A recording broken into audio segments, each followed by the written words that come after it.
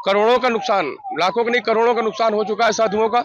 आग लगने का कारण तो कहना बड़ा कठिन है। अभी लगभग 3 घंटे हो गए आग को। देखिए, जब कहीं आग लगी सब लोग जाएंगे, पूरे अधिकारी जाएंगे, पूरे सरकार कैसी होनी चाहिए, प्रशासन कैसा होना चाहिए, मुख्यमंत्री कैसा होना चाहिए, इसका एक उदाहरण महाकुंभ में जो आग की घटना हुई बीते दिन, उसमें योगी आदित्यनाथ की सरकार, प्रशासन और खुद योगी आदित्यनाथ ने दिया।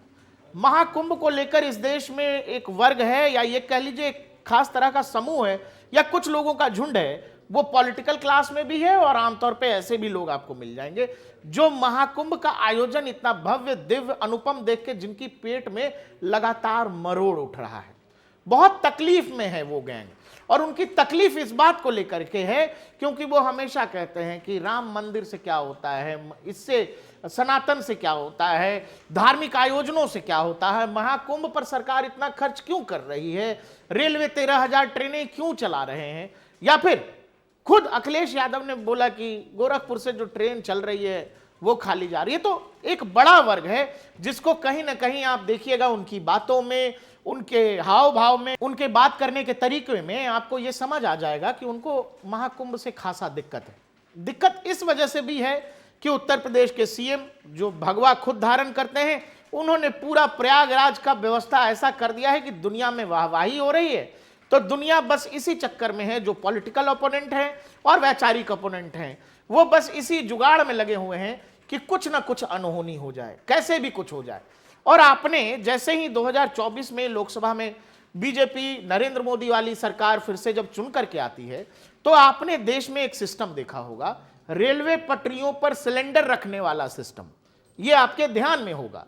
लगातार कई जगहों से अचानक लगातार रोज के रोज एक समय था कि लगातार इस तरह की खबरें आने लगी कि कभी कानपुर में, कभी इलाहाबाद में, कभी लखनऊ में रेलवे पटरियों पर सिलेंडर रखने की घटना आने लगी। इसी बीच आपने सुना होगा कि लगातार भारतीय प्लेनों में जो अलग अलग एयरलाइंस हैं, वो चाहे एयर इंडिया हो, वो चाहे इंडिगो हो, वो चाहे इंटरनेशनल फ्लाइट्स हो, उन फ्लाइट्स में बम रखे जाने की धमकी या फोन कॉल्स एयरपोर्ट पर आने लगे। तो ये वो दौर था जहां अफवाह जबरदस्त तरीके से फैलाया जा रहा था, और उसी दौरान इंडियन रेलवे से जुड़ी कुछ एक्सीडेंट्स भी हुए थे। तो क्या है कि भारतीय रेल पर भरोसा कम हो जाए, भारत की आर्थिक गतिविधि को चलाने वाला है इंडियन रेलवे, तो उस भरोसे को कम करने के लिए इस तरह की खबरें लगातार आ रही थी। और कल महाकुंभ में जो हुआ है वो भी यही हुआ है कि महाकुंभ में जो बताया जा रहा है, जो इनिशियल जानकारी है, वो ये कि कोई सिलेंडर ब्लास्ट की घटना हुई है। ये सब कुछ हुआ है उस सेक्टर में जिस सेक्टर में गीता प्रेस के तमाम टेंट्स लगे हुए थे, और वहीं पर बताया जा रहा है कि एक सिलेंडर ब्लास्ट की घटना के बाद एक एक करके लगातार 13 सिलेंडर ब्लास्ट की घटना होती है। घटना का जो समय बताया जा रहा है वो 4, साढ़े 4 बजे के आसपास का बताया जा रहा है, और अगले 10 मिनट में, यानी कि 4:40-45 तक, अगले 10 मिनट के आसपास वहां फायर ब्रिगेड की टीम आ जाती है, पूरा प्रशासनिक अमला आ जाता है। 5 बजे के आसपास पूरे आग पर कंट्रोल पा लिया जाता है, और अगले 20 मिनट में, यानी कि 5:20 पर खुद मुख्यमंत्री योगी आदित्यनाथ वहां पहुंच जाते हैं। ये सेक्टर 19 पड़ता है महाकुंभ मेला क्षेत्र में। इसमें गीता प्रेस के टेंट्स हैं, यहाँ कैंप बना हुआ है। उसमें आग की घटना रिपोर्ट हुई थी। मौके पे करीब 4:08 पे रिपोर्ट हुई थी, और हमारी फायर ब्रिगेड की टीम्स मौके पे पहुंच गई थी। करीब 15 गाड़ियां, आग को काबू पा लिया गया। कोई जनहानि की सूचना नहीं है। हालांकि लोगों के टेंट जले हैं, कितने व्यापकता उसकी है, कितना नुकसान हुआ है, इसका आकलन अभी किया जा रहा है, लेकिन जनहानि कोई नहीं है। सही फैक्ट्स आप लोगों के माध्यम से भी, ये मीडिया के माध्यम से भी आप लोग सबको बताइएगा, जिससे कोई अफवाह ना फैले। जी, माननीय मुख्यमंत्री जी भी यहाँ पे अभी आए थे समीक्षा करने।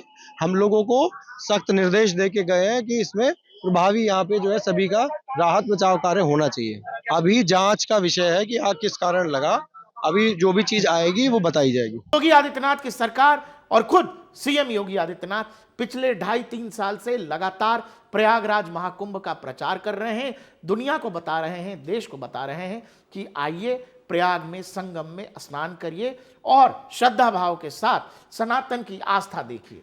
लेकिन कहानी जो कुछ कल, चूंकि जब से महाकुंभ का आयोजन हुआ है, जैसा मैंने आपसे वीडियो की शुरुआत में कहा कि कुछ लोगों की पेट में जबरदस्त मरोड़ है और कहीं ना कहीं एक अनहोनी की आशंका उसको जोड़कर देखी जा रही थी और लोगों को यह भी लग रहा है, चूंकि आम बोलचाल में या सोशल मीडिया में हम ये देख रहे हैं कि क्या इसमें कोई साजिश का भी एंगल है, क्योंकि उत्तर प्रदेश का प्रशासनिक अमला, उत्तर प्रदेश की सरकार इसको इस तरह से भी जांच रही है कि कहीं इसमें कोई साजिश तो नहीं है, क्योंकि लगातार कहीं ना कहीं वो चाहे राजनीतिक तौर पर या सोशल मीडिया के जरिए लगातार महाकुंभ से जुड़े कई सारी अफवाह फैलाने की कोशिश की गई है, जिससे महाकुंभ पर योगी आदित्यनाथ की छवि पर यूपी की सरकार की छवि कमजोर की जा सके। क्योंकि आयोजन इतना भव्य है, दिव्य है, अनुपम है, दुनिया भर के लोग आ रहे हैं, दुनिया भर में इसके बारे में बात हो रही है, तो कहीं ना कहीं इमेज को डेंट करने की एक कोशिश लगातार अफवाह के जरिए की जा रही है।